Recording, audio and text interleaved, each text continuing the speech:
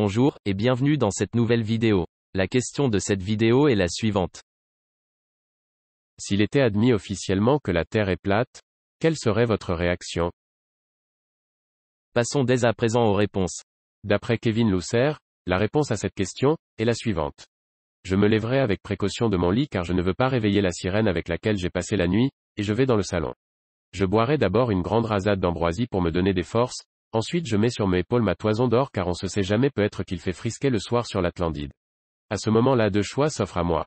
Monter sur le dos de mon cheval ailé, ou y aller à dos de licorne, étant un peu sujet au vertige, j'opte pour la licorne. Après environ 2 siècles de course au galop, j'arrive enfin sur l'Olympe. Merde. J'avais dit que j'allais visiter l'Atlantide cet après-midi. Bon, pas grave, j'emprunte la pierre du temps à Thanos et je recommence. Donc je me lève doucement, etc., et j'arrive sur l'Atlantide où Platon se cache depuis 2500 ans, et quand il m'accueille à l'entrée de la cité, il me demande ce que je fais là vu qu'on est dimanche et que la soirée poker avec Einstein et Newton n'aura pas lieu avant mercredi. Mauvaise nouvelle, on vient de prouver que la Terre est plate, lui dis-je. Merde, comment on va annoncer ça à Galilée? Il avait des arguments plutôt probants jusqu'ici, sans parler du fait que les images prises de la Lune ne montrent pas la tortue céleste qui porte le disque terrestre, on pensait être sorti d'affaire, répondit-il. Eh ben non, apparemment il reste plus que les cochons volants à découvrir et on sera au complet. Yep, Edith, deuxième salve. Bon, en même temps les cochons volants même ici ça court pas les rues.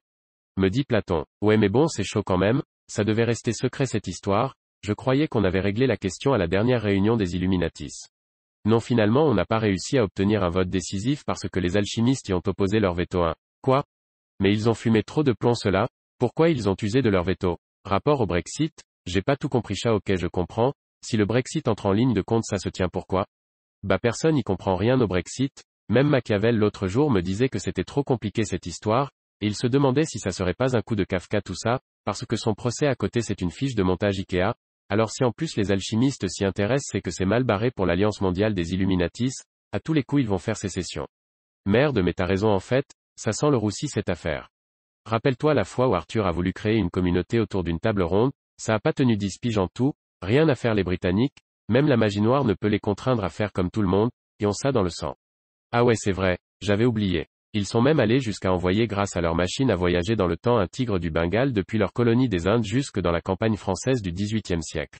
Ah bon? Point d'interrogation. Bah oui, la bête du Gévaudan. Ça te dit rien? Naannnnn. Ils sont trop balèzes les mecs. Bon bah du coup on fait quoi pour la Terre plate? Bah y'a qu'à laisser venir, on verra bien si un jour ils trouvent le bord. Et après faudra leur expliquer pourquoi il y a un immense emballage en polystyrène tout autour comme dans les boîtes de matériel électroménager. J'avoue ça va être la panique là. Tant qu'ils s'aperçoivent pas qu'ils sont dans une simulation, ça devrait aller. Ouais grave, t'imagines, les 2 premiers administrateurs de toute l'histoire de la nation Clorix à se faire griller par leur simulation, la crise. Ouais bah je sais pas pour toi, mais moi j'aille pas envie de passer pour un con pendant les 2 prochains millénaires. Oh ah ça va, 2000 ans c'est vite passé. Point. D'après Morgan Alinaï, la réponse à cette question est la suivante. Je ne comprends pas cette question. La communauté scientifique a depuis longtemps validé la théorie de la Terre plate. Seuls quelques complotistes pensent encore qu'elle est ronde. Lors de la formation d'une planète, vous avez 2 forces qui se contrarient. La gravité, qui va coller la matière, et l'accélération tangentielle, qui tend à éjecter la matière vers l'extérieur en raison de sa très grande vitesse de rotation. Si vous faites tourner une pâte à pizza, vous constaterez qu'elle s'agrandit. C'est pareil pour la Terre. C'était initialement une sphère comme toutes les planètes de notre système solaire. La différence est que sa vitesse de rotation était extrêmement élevée en raison de l'ensemble des planètes et de la masse du Soleil qui tourne autour de la Terre. La force centrifuge aplatit les pôles tandis que l'accélération tangentielle pousse la matière de l'équateur sur les côtés. Résultat, la Terre a fini aplatie comme de la pâte à pizza.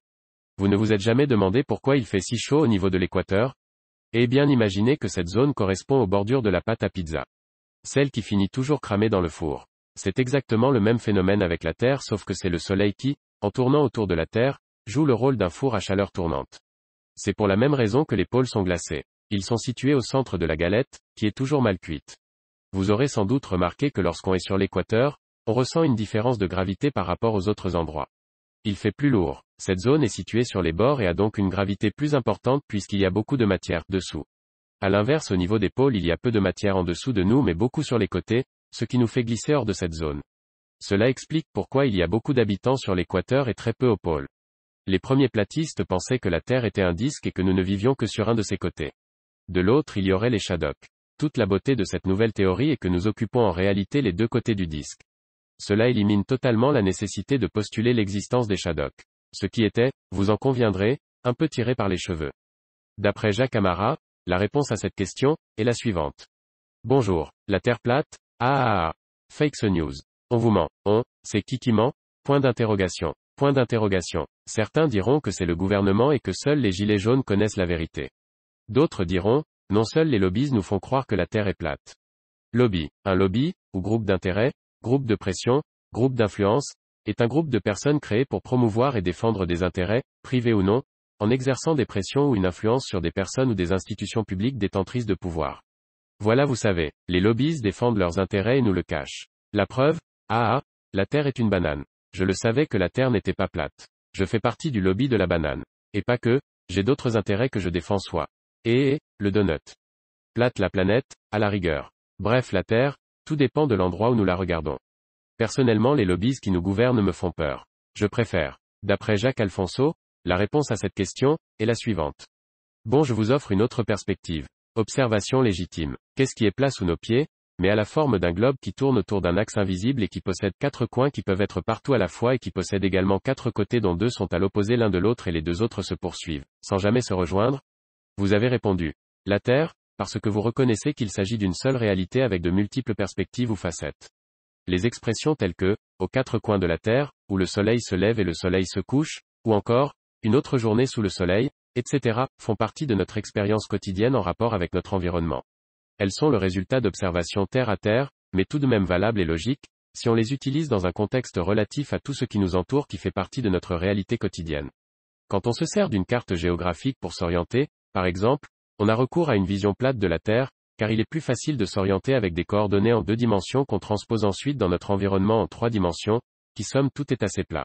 Si toutes ces choses sont ainsi faites, intentionnellement, et qu'il n'y a aucune contradiction entre elles dans le cours de leurs interactions et de notre compréhension d'elles, exemple, le soleil se lève sur la Terre par le fait que la Terre tourne sur elle-même, et qu'il n'y a là qu'une seule réalité en 2 perspectives, le mouvement du soleil causé par la rotation de la Terre.